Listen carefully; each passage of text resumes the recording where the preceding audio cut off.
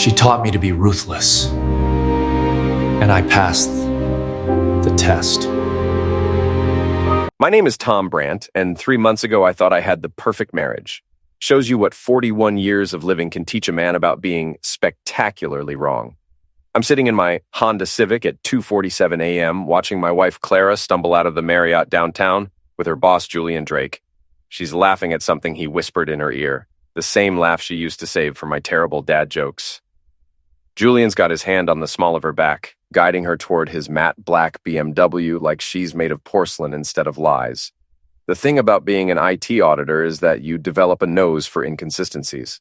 When someone's expense reports don't add up, when their timestamps don't match their alibis, when their story changes every time they tell it. Clara's been setting off every alarm bell in my professional toolkit for weeks now. "Working late again, honey?" she'd said tonight, kissing my cheek with lips that tasted like wine and guilt. "Big presentation tomorrow, don't wait up." I didn't wait up. Instead, I drove downtown and parked across from her office building. The same building she'd supposedly been burning the midnight oil in. Funny how the lights were off on the 14th floor where Drake and Associates keeps their offices. My phone buzzes. A text from Oscar Martinez, my programmer buddy who's been helping me with what he calls Operation Cheating Wife. Oscar's got a conspiracy theory for everything, but when it comes to digital surveillance, the man's an artist. Audio relay working perfectly. You getting this? I adjust the tiny earpiece Oscar rigged up for me. Clara's voice comes through crystal clear, slightly breathless. "God, Julian, that was incredible. I can't believe we're doing this." Julian's response makes my stomach turn. "Your husband's never going to figure it out. Guy's about as observant as a brick wall." I've heard enough. I start the Honda and pull out of the parking spot, following the BMW at a distance. Oscar taught me the basics of tailing someone without being spotted. Stay 3 cars back, never follow directly behind, use other vehicles as cover. The BMW heads toward Oak Park, toward our neighborhood. My neighborhood. The place where I've been paying the mortgage for 8 years, while Clara climbs the corporate ladder at Drake and Associates. They stop 2 blocks from our house, in the parking lot of a 24-hour diner that's been closed for renovations since COVID. Julian kills the engine but leaves the parking lights on. I pull behind a delivery truck and watch through my rearview mirror as they start going at it in the back seat like teenagers. My phone rings. Oscar again. "Tom, you there? The audio's getting weird. Lots of movement sounds." "Yeah, I'm here." "And yeah, they're busy." "Man, I'm sorry. This has got to be killing you." The thing is, it's not killing me. Not the way you'd expect. I'm not crying or punching the steering wheel or having some kind of emotional breakdown. Instead, I'm calculating, planning. My brain's shifted into the same mode it goes into when I'm untangling a particularly complex financial fraud case. Clara thinks I'm predictable. She's told her friends I'm boring, that I never surprise her, that I'm the human equivalent of beige wallpaper. What she doesn't realize is that boring, predictable guys like me have one major advantage. Nobody sees us coming. I watch Julian's BMW rock gently in the parking lot and smile for the first time in weeks. "Oscar, remember that conversation we had about hypothetical revenge scenarios? The one where you said you'd never actually do anything crazy because you're too responsible?" "Yeah, that one. I changed my mind." The next morning, Clara's humming in the shower. Actually humming. She hasn't hummed in our bathroom since Obama was president. But apparently, a night of infidelity has put a spring in her step. I'm making coffee and scrolling through her laptop, which she conveniently left open on the kitchen counter. Clara's always been careless with technology. She uses the same password for everything. Ambitious 2019, the year she got promoted to senior account executive. Her email's a goldmine of indiscretion. Messages to her best friend, Lacey Patterson, detailing every sordid encounter with Julian. Messages to Julian himself, planning their next business trip to Milwaukee. And most interesting of all, a folder labeled Plan B that's password protected with something other than her usual combination. I hear the shower turn off upstairs. Quickly, I plug in the USB drive Oscar gave me, a little device that copies everything without leaving a trace. While it works, I start breakfast. "Morning, sweetheart," Clara says, bouncing into the kitchen in her silk robe. She looks radiant, glowing even, the kind of glow that comes from feeling desired by someone new and exciting. "Morning. You're up early for someone who worked so late." She doesn't even flinch. Adrenaline from the presentation, we absolutely nailed it. I'll bet you did. How's Julian handling the stress? He seemed pretty wound up at the company picnic last month. Oh, you know Julian. He's got his ways of releasing tension. The USB finishes copying. I pocket it while Clara pours herself coffee. Tom, I've been thinking. Maybe we should take a vacation soon. Get away somewhere. Just the two of us. That sounds nice. Where were you thinking? I don't know. Somewhere we've never been. Somewhere that might surprise you. She kisses my forehead and heads upstairs to get dressed. I wait until I hear her blow dryer, then call Oscar. I've got her laptop contents. How soon can you crack a password-protected folder? Depends on the complexity. Bring it over after work. And Tom, I've got some news about that audio surveillance we set up. Good news or bad news? Depends on your perspective. I recorded their entire conversation from last night, including the part where they discuss how they're going to handle things if you ever get suspicious. My coffee suddenly tastes bitter. What kind of handling? Let's just say your wife's got some creative ideas about gaslighting. She's planning to make you think you're paranoid, maybe even suggest couples therapy to work through your trust issues. Clara comes back downstairs, dressed in her power suit, the navy blue one that costs more than my car payment. She's applied her makeup with extra care today, probably hoping to catch Julian's eye during their morning meeting. I might be late again tonight, she says, checking her reflection in the hallway mirror. We're celebrating landing the Morrison account. The Morrison account? She freezes for just a second. Did I say Morrison? I meant the Henderson account. God, I'm so scattered lately. There is no Henderson account. I know because I helped her prepare her year-end client review last December. Every account, every contact, every commission structure. Clara's good at her job, but she's terrible at lying. After she leaves, I call my boss, Miss Patel, and tell her I need to take a personal day. Then I drive to Oscar's apartment. Oscar lives in what used to be a nice neighborhood before the college kids moved in. His place looks like a Radio Shack exploded in a computer lab. Cables everywhere, multiple monitors, and at least 6 different keyboards scattered across various surfaces. Okay, let's see what we're working with, he says, plugging in my USB drive. While his programs run, Oscar shows me the audio equipment he's assembled. I've upgraded our setup. This little beauty can record from up to 50 feet away, and it automatically uploads to a cloud server so we don't lose anything. Is this legal? Recording conversations in public places? Absolutely. Recording conversations in your own car, which is where I place the transmitter? Also legal. Recording conversations between your wife and her boss when they're discussing your marriage? Morally justified, legally gray, technically brilliant.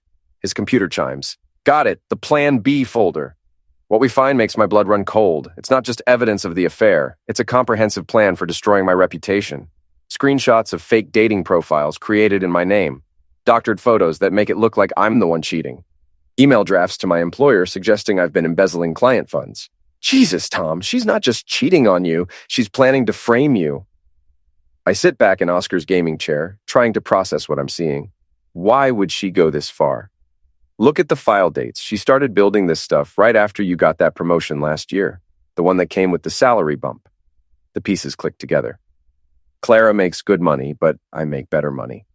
In a divorce, she'd owe me alimony, but if I'm the cheating, embezzling husband, she keeps everything. She's not just having an affair, I realize. She's planning to destroy my life. Oscar nods grimly. The question is, what are you going to do about it? I look at the evidence spread across his monitors. Photos, audio files, financial records, fake profiles, everything I need to prove Clara's deception. Everything I need to protect myself. And everything I need to make sure she regrets underestimating the boring, predictable husband. I'm going to audit her life, I say. And when I'm done, she's going to wish she'd never learned my name. 3 days later, I'm sitting in my car outside Drake & Associates, watching Clara and Julian through the floor-to-ceiling windows of their 14th floor conference room. They're presenting to what looks like the entire company, probably the fake Henderson account presentation Clara mentioned. My phone buzzes with a text from Oscar. Ready when you are. You sure about this? I'm sure. Clara thinks she's been so clever, building her case against me while carrying on her affair right under my nose. What she doesn't know is that boring, methodical auditors are very good at building cases of our own. Do it, I text back. At exactly 2:30 p.m., during what appears to be Julian's portion of the presentation, every screen in the Drake & Associates conference room goes black. Then Clara's voice fills the room, crystal clear through the building's sound system. God, Lacey, you should see him in bed. Julian's got this thing he does with his tongue that makes me forget my own name. And the best part? My boring husband has no clue. Tom's so predictable, so focused on his little spreadsheets and audit reports, he couldn't spot an affair if I brought Julian home for dinner. The conference room erupts in chaos. I can see people pointing at Clara, who's gone white as paper. Julian's frantically trying to reach the AV controls, but Oscar's locked him out of the system. Lacey's voice joins the conversation. What if he finds out? He won't. And if he does, I've got a backup plan. I've been documenting some irregularities in his work, financial stuff. If Tom ever tries to divorce me, I'll make sure he loses everything. His job, his reputation, his precious moral high ground. By the time I'm done with him, he'll be lucky to get a job managing a McDonald's.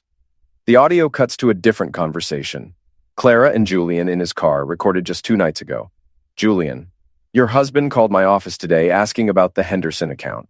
Clara, there is no Henderson account, you idiot. I told you we needed to keep our story straight.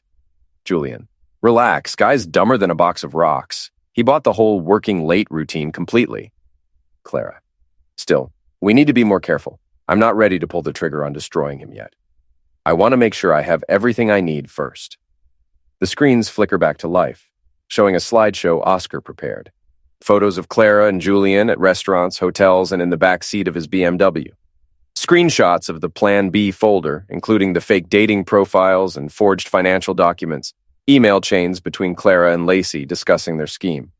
The conference room has gone completely silent. Clara's boss, Margaret Hendricks, is staring at the screens with an expression that could melt steel. Julian looks like he's about to vomit. My phone rings. It's Clara. Tom, where are you?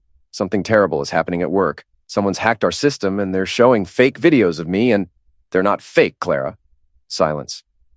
Tom, I know about Julian. I know about the affair, the fake accounts you created in my name, the plan to frame me for embezzlement.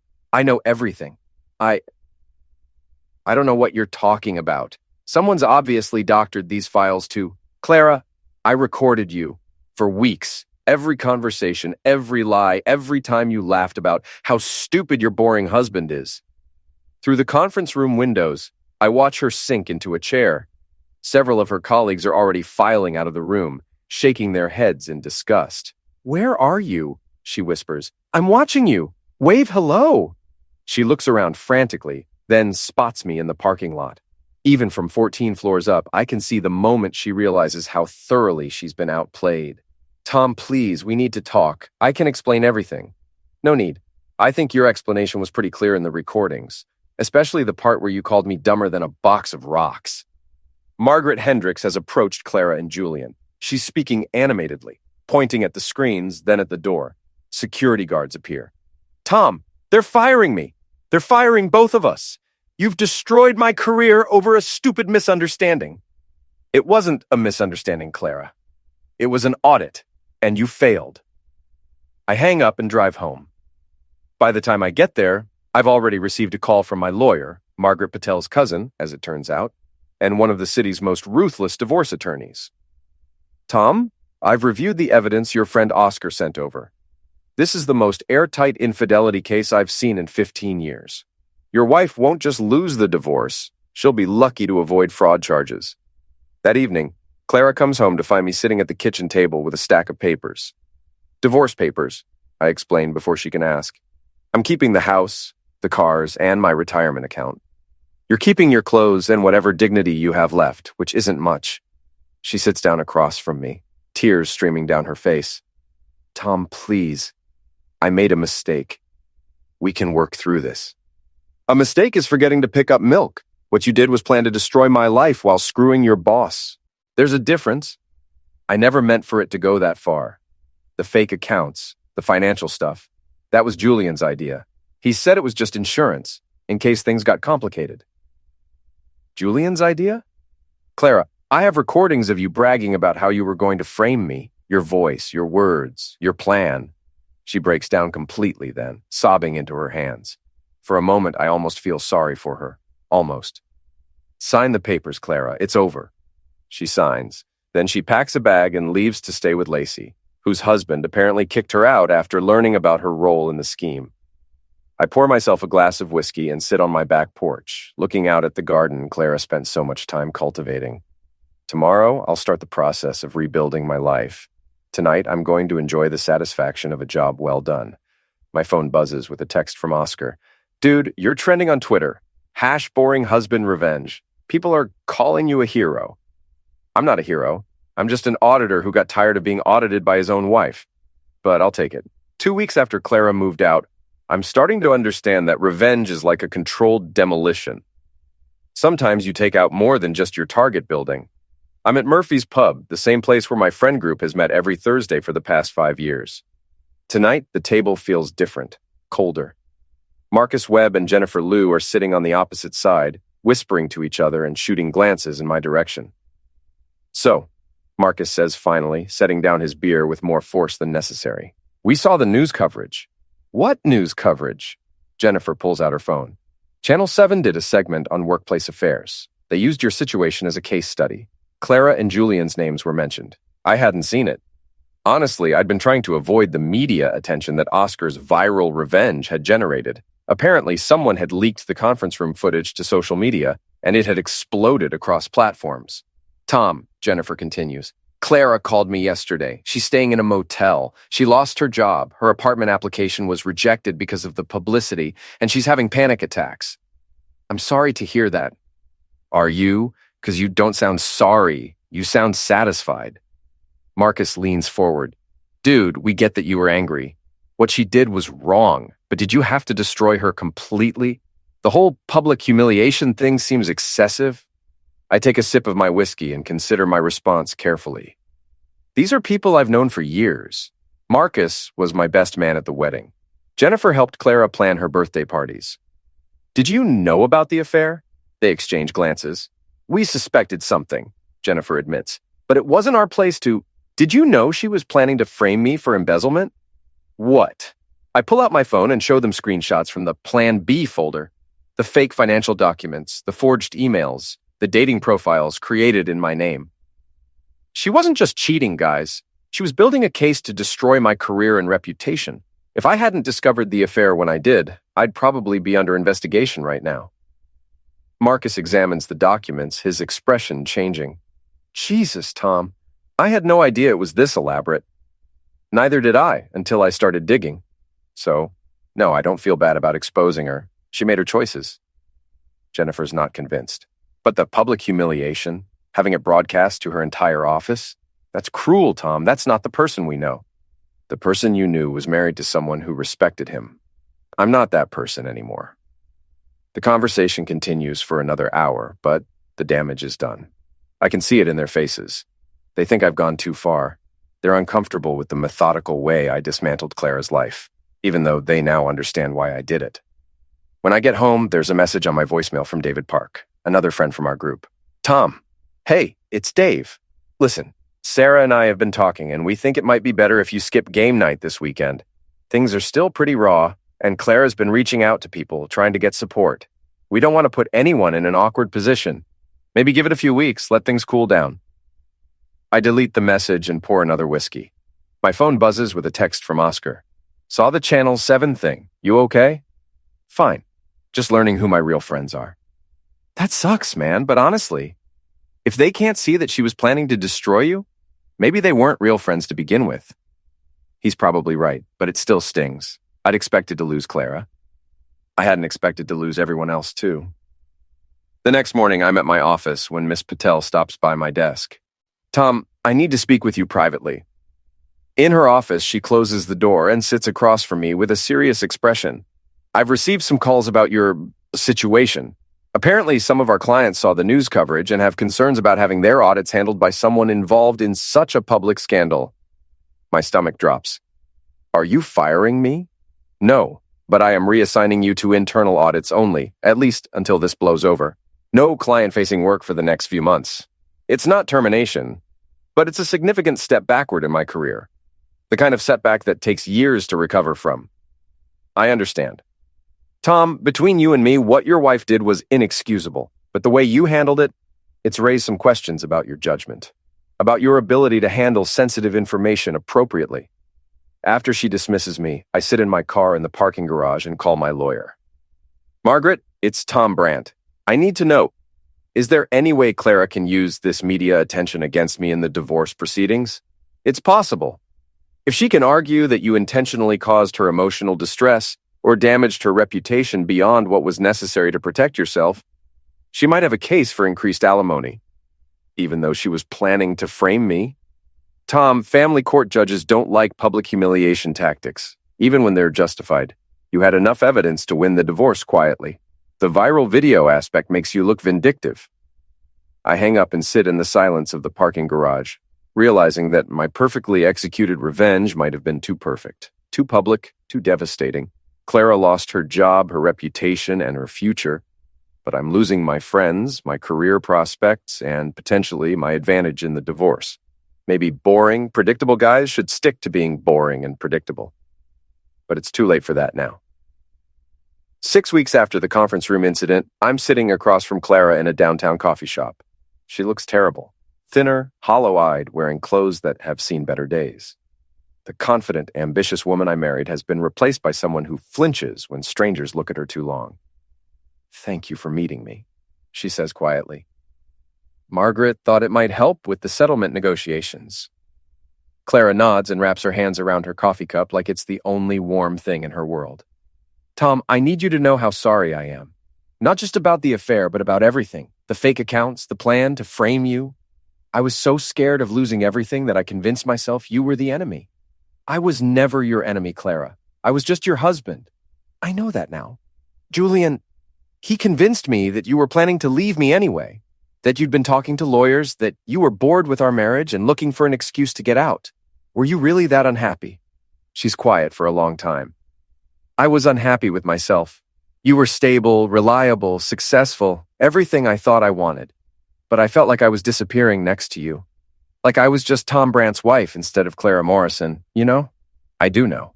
I'd felt the same way sometimes, like I was just Clara's boring husband. The affair made me feel alive again," she continues. "Like I was interesting and desirable and worth taking risks for. It was stupid and selfish, but it was the first time in years I felt like myself. And the plan to frame me? That was pure panic. When I realized how deep I'd gotten with Julian, how much I had to lose if you found out, I wasn't thinking clearly. I convinced myself that you'd try to destroy me, so I had to protect myself first, by destroying me instead. Yes, and I'm so sorry." We sit in silence for a few minutes. Around us, the coffee shop buzzes with normal life. People meeting for dates, students studying, business meetings over lattes. Normal people living normal lives that haven't been blown apart by betrayal and revenge. "Clara, I need to ask you something, and I need you to be honest. Okay, if I hadn't caught you, if your plan had worked, would you have gone through with it? Would you have actually tried to have me arrested for embezzlement?" She looks down at her hands. "I don't know. I want to say no, but honestly, I was so deep in the lies by then, I might have convinced myself it was necessary." At least she's being honest now. "What happened with Julian?" "He fired me the day after the conference room thing. Told me I was a liability and that he couldn't be associated with someone so unstable. Then he had his lawyer send me a cease and desist letter threatening to sue me if I ever contact him again. He threw you under the bus. Completely. Turns out he's married with 2 kids. His wife filed for divorce the next week. He's trying to paint me as some kind of stalker who seduced him. I almost feel sorry for her. Almost, oh, what are you going to do now? I don't know. I can't get hired anywhere in advertising. The stories followed me to every interview. I'm thinking about moving back to Portland, staying with my sister until I can figure something out." "That's probably for the best." Clara looks up at me with tears in her eyes. "Tom, I know I don't have the right to ask this, but is there any way you could tone down the divorce demands? I'm not trying to take anything from you. I just need enough to start over somewhere else. I've been thinking about this for weeks. Margaret wants to pursue maximum damages, alimony, emotional distress, even potential criminal charges for the fake financial documents. She says we could leave Clara with nothing. But sitting here, looking at what's left of the woman I once loved, I realize that total destruction isn't what I wanted. I wanted justice. I wanted her to understand the consequences of her choices.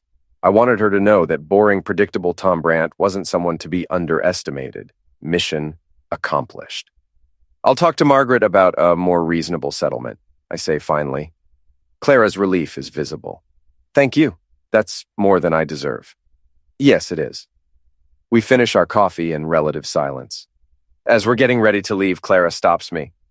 Tom, for what it's worth, you're not boring. What you did, the way you investigated everything, planned the exposure, stayed 3 steps ahead of everyone, that was brilliant. Terrifying, but brilliant. I learned from the best. You taught me how to be ruthless. I guess I did. Outside the coffee shop, we go our separate ways. Clara to her motel room and uncertain future, me to my empty house and the life I'm still trying to figure out how to rebuild. That night, I call Oscar. How'd it go with Clara? Better than expected. I think we can settle this without destroying her completely. You going soft on me, Tom? No, just realizing that revenge is like auditing. You need to know when you've found enough evidence to prove your case. After that, you're just being cruel. Deep thoughts from the suburban revenge king? Shut up, Oscar. But I'm smiling as I say it. For the first time in months, I'm actually smiling. 3 months later, I'm standing in the empty living room of what used to be our house. The moving truck left an hour ago, taking the last of my belongings to the downtown condo I bought with my share of the divorce settlement. Clara kept her word about not fighting the divorce terms. We split the assets fairly. She got enough to start over, I got enough to build something new. No alimony, no ongoing entanglements, no reason to ever see each other again. My phone buzzes with a text from an unknown number. Tom, it's Clara. I'm at the airport heading to Portland. I wanted to thank you again for being more generous than I deserved. I hope you find happiness. I delete the message without responding. We've said everything we need to say to each other. Oscar appears in the doorway with a bottle of champagne and 2 glasses. Thought you might want to toast the end of an era. Are we celebrating or mourning? Both. That's what makes it interesting. We sit on the floor of the empty living room, drinking champagne and looking out at the garden Clara spent so much time on. It's overgrown now, neglected during the months of legal proceedings and media attention. Any regrets? Oscar asks. I consider the question seriously. Do I regret discovering the affair? No. Do I regret exposing Clara's plan to frame me? Definitely not. Do I regret the public nature of her humiliation, the viral videos, the media attention that cost us both so much? Some, I admit. I could have handled it more quietly, achieved the same result without destroying her career. But would it have felt as satisfying? Probably not. And that's the problem, isn't it? The satisfaction was addictive. Once I started dismantling her life, it felt so good to be in control for once that I didn't want to stop. You did stop, though. You could have pressed criminal charges, gone after Julian's job, made sure Clara never worked again. You showed restraint. Eventually. My phone rings. It's Jennifer Liu, my former friend from the Thursday night group. Tom, I hope it's okay that I'm calling. It's fine, Jennifer. What's up? I wanted to apologize. Marcus and I have been talking, and we realized we judged you too harshly. We didn't understand how bad things really were until David showed us some articles about financial fraud and divorces. What Clara was planning to do to you, that's serious stuff. It is. We were so focused on feeling sorry for her that we didn't think about what you were going through. That wasn't fair. It's a nice gesture, but too little too late.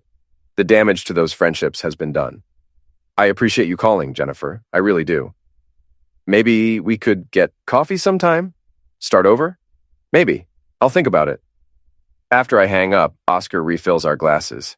You're not going to call her back, are you? Probably not. Some bridges, once you burn them, should stay burned. Fair enough. So what's next for the infamous Tom Brandt? I look around the empty house one more time. 8 years of marriage, reduced to echoes and dust particles in afternoon sunlight. I'm thinking about a career change, maybe private investigation. Turns out I'm good at uncovering people's secrets. Corporate espionage? I like it. We could be partners. Martinez and Brandt investigations. Brandt and Martinez, alphabetical order, deal. We finish the champagne as the sun sets through the bare windows. Tomorrow, I'll start my new life in my new place with my new understanding of what I'm capable of when pushed too far. Clara was wrong about one thing. I'm not predictable anymore. The boring husband died in that conference room 6 months ago, along with the marriage and the life we'd built together. What emerged from the wreckage is someone harder, smarter, and infinitely more dangerous to people who mistake kindness for weakness. I'm not sure if that's a good thing or a bad thing, but it's definitely not boring. As we lock up the house for the last time, Oscar claps me on the shoulder. You know what the best part of all this is? What's that? Clara spent months planning to destroy your life, and in the end, all she did was teach you how to destroy hers. That's got to be the most ironic outcome in the history of marital warfare. He's right. In trying to eliminate the threat she thought I posed, Clara created the very enemy she'd feared. She turned her boring, predictable husband into someone capable of systematic, calculated revenge. The student became the teacher. The audited became the auditor. And the marriage that was supposed to last forever became a masterclass in why you should never underestimate the person who knows all your passwords. I get in my car and drive toward downtown, toward my new condo and my new life. In the rearview mirror, the house where Tom and Clara Brandt used to live grows smaller until it disappears completely. Some stories end with redemption. Some end with forgiveness. Some end with people learning to love again. This one ends with a middle-aged IT auditor who discovered that the most dangerous person in any room is the one everyone thinks is harmless. Clara learned that lesson the hard way. I hope she never forgets it.